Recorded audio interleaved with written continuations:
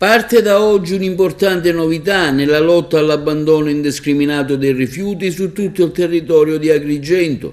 Da questa mattina, nonostante il maltempo, il comune di Agrigento e le imprese Iseda, SEA e SEAP hanno avviato un nuovo servizio per venire incontro alle esigenze dei cittadini e anche per provare a combattere la piaga delle discariche abusive. In piazza Ugo La Malfa è stata collocata la prima isola ecologica mobile che darà ai cittadini di Agrigento la possibilità di conferire vari tipi di rifiuti in appositi maxi contenitori che di volta in volta saranno collocati sul territorio comunale. L'isola ecologica mobile sarà a disposizione degli utenti dalle 7 alle 11 del mattino.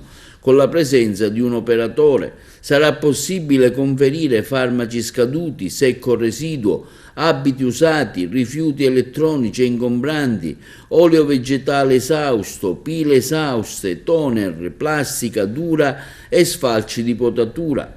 Il lunedì e giovedì l'isola ecologica sarà ubicata in piazza Ugo La Malfa al campo sportivo, il martedì invece in via Alessio di Giovanna nel quartiere di Fontanelle, il mercoledì in piazza Don Pino Puglisi a Monserrato, il venerdì al villaggio Peruzzo e il sabato in piazza del Vespo al villaggio Mosè.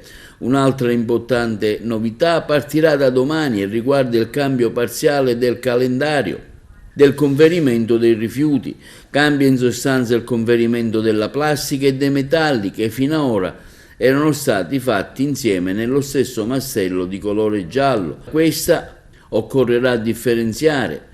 Il martedì e il venerdì solamente la plastica, mentre i metalli, sempre nel massello giallo, saranno conferiti il sabato. Il vetro, che prima veniva raccolto il sabato, sarà anticipato al venerdì.